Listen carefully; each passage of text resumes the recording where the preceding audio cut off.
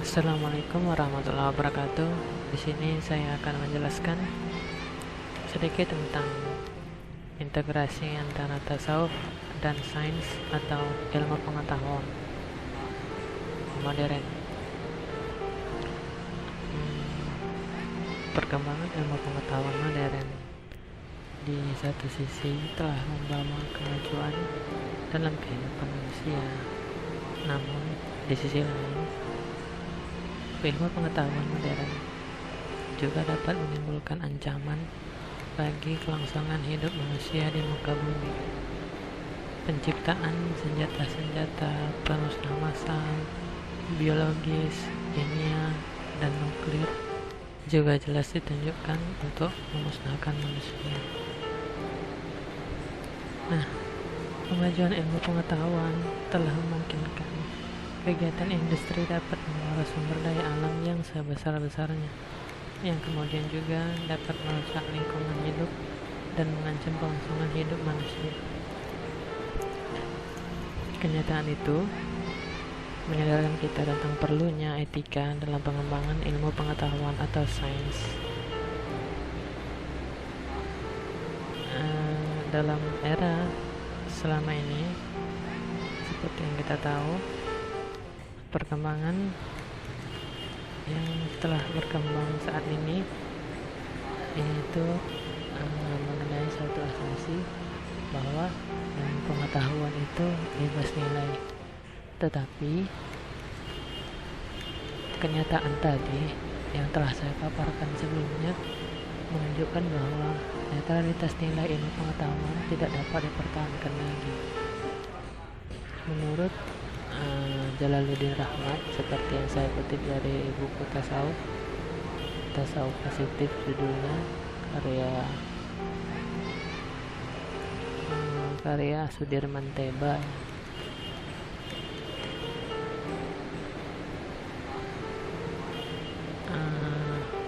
Etika harga dipertemukan dalam setiap tahap proses ilmiah yang meliputi pemilihan masalah ilmiah, penelitian ilmiah, keputusan ilmiah, dan penerapan ilmiah atau teknologi. Proses ilmiah dimulai ketika ilmuwan menyeleksi fenomena alamiah untuk ditelaah. Hal yang akan diseleksi ditentukan oleh konsepsinya tentang apa yang penting dan mengapa fenomena tertentu bermakna.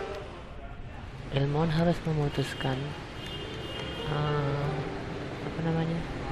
pemilihan masalah ilmu itu penting buat siapa, buat dirinya, buat negaranya, buat dunia bisnis, buat umat manusia secara keseluruhan, atau hanya khusus buat umat Islam saja.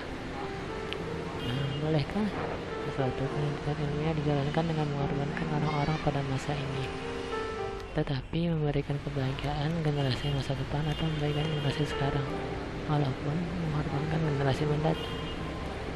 Kemudian pertanyaan-pertanyaan itu harus dijawab dengan melibatkan pertimbangan-pertimbangan nilai. Dengan kata lain, harus merujuk kepada etika sebenarnya,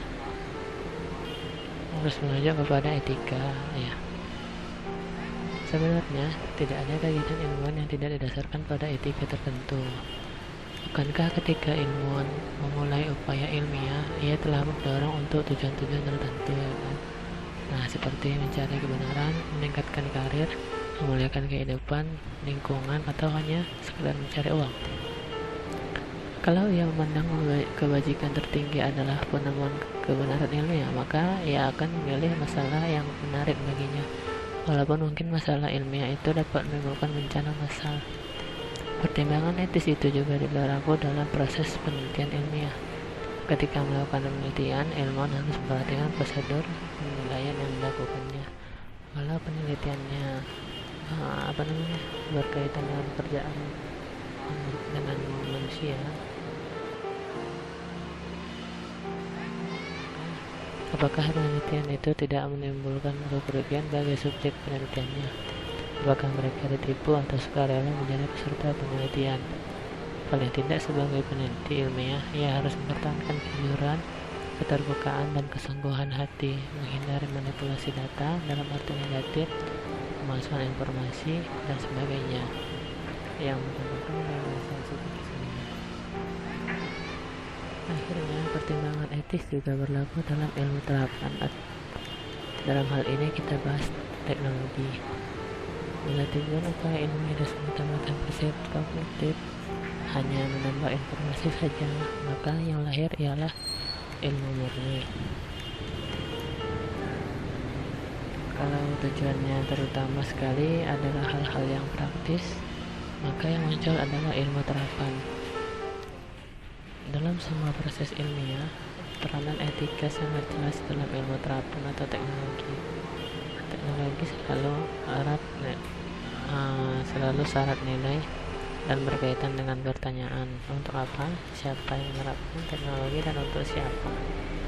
Ketika ilmuwan berdebat tentang apakah kita menemukan teknologi canggih atau tepat guna, sebenarnya kita sedang melakukan pertimbangan nilai. Ketika kita hendak memutuskan apakah perlu menggunakan satelit secara langsung, pertimbangannya bukan hanya rasio manfaat, tetapi siapa yang diuntungkan dan yang dirugikan. Persoalannya sekarang ialah bagaimana mengembangkan etika bagi proses ilmiah. Dalam Islam, etika itu kita masuki kepada pelajaran kita, diajarkan secara praktis oleh ilmu tasawuf. Tasawuf mengajarkan banyak bahwa perbuatan manusia termasuk kegiatan proses ilmiah didorong oleh bisikan hati. Nah, itu sebabnya dalam tasawuf sendiri banyak juga disebutkan hati harus dibersihkan dari hal-hal yang buruk, kemudian diisi dengan hal-hal yang baik. Nah, kalau hati sudah terbiasa dengan hal-hal yang baik, maka bisikan hatinya juga akan baik, sehingga akan melahirkan perbuatan yang baik pula. Sebaliknya, bila hati terbiasa dengan hal-hal yang buruk, maka bisikan hatinya menjadi buruk, yang kemudian mendorongnya kepada perbuatan buruk pula. Sebagaimana halnya tubuh, hati juga dapat berbuat. Menurut Sufi Abu Hamid Al-Ghazali, ada 4 tahap perbuatan hati manusia. Ia menjelaskan yang pertama, terlintas dalam hati adalah bisikan kepada sesuatu, seperti wanita yang berjalan di belakang seseorang, jika ia menoleh kepadanya, ia akan melihatnya. Yang kedua ialah bergeraknya hasrat untuk melihat wanita itu, yang merupakan gerakan nafsu. Ini berasal dari bisikan pertama yang merupakan kecenderungan alamiah. Yang ketiga adalah keputusan hati bahwa ia harus melakukannya, yakni melihat wanita itu. Jika karakter orang itu netral, maka hasratnya tidak akan bangkit selama ada faktor pengalih perhatian seperti rasa malu atau takut. Kondisi ini disebut proses keyakinan diri sebagai lanjutan dari bisikan. Nah, yang keempat adalah tekad untuk melihatnya dan melakukan sesuatu kepadanya, dan ini kami sebut keinginan, niat, atau maksud untuk berbuat. Nah, dengan demikian 4 tahap perbuatan hati, yaitu bisikan, kecenderungan, keyakinan diri, dan niat. Allah Subhanahu wa Ta'ala mendorong manusia untuk berbuat baik dengan memberi pahala pada setiap tahap perbuatan hati itu bila berkenaan dengan kebaikan. Sebaliknya, Allah tidak menjatuhkan dosa pada setiap tahap perbuatan hati itu bila berkaitan dengan keburukan. Dosa hanya muncul kalau niat atau maksud hati itu direalisasikan oleh tubuh. Jelaslah dalam hal ini bahwa praktek tasawuf didorong oleh bisikan hati atau intuisi, sedang proses ilmiah didasarkan pada pengalaman empiris atau indera. Kedua hal ini tidak bertentangan karena berasal dari diri yang sama, yaitu manusia. Karena itu, etika sebagai manifestasi bisikan hati yang baik tidak bertentangan dengan proses ilmiah. Keduanya saling memperkuat untuk keutuhan dan kebaikan. Inilah salah satu makna penting tasawuf dalam perkembangan ilmu pengetahuan modern.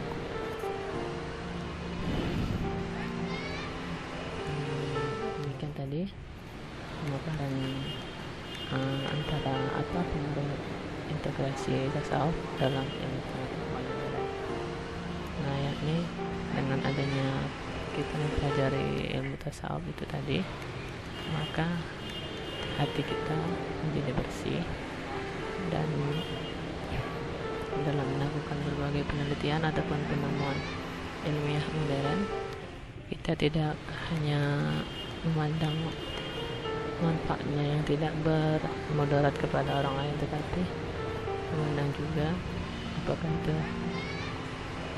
menimbulkan kebaikan bagi orang lain atau tidak. Sekian dan terima kasih. Assalamualaikum warahmatullahi wabarakatuh.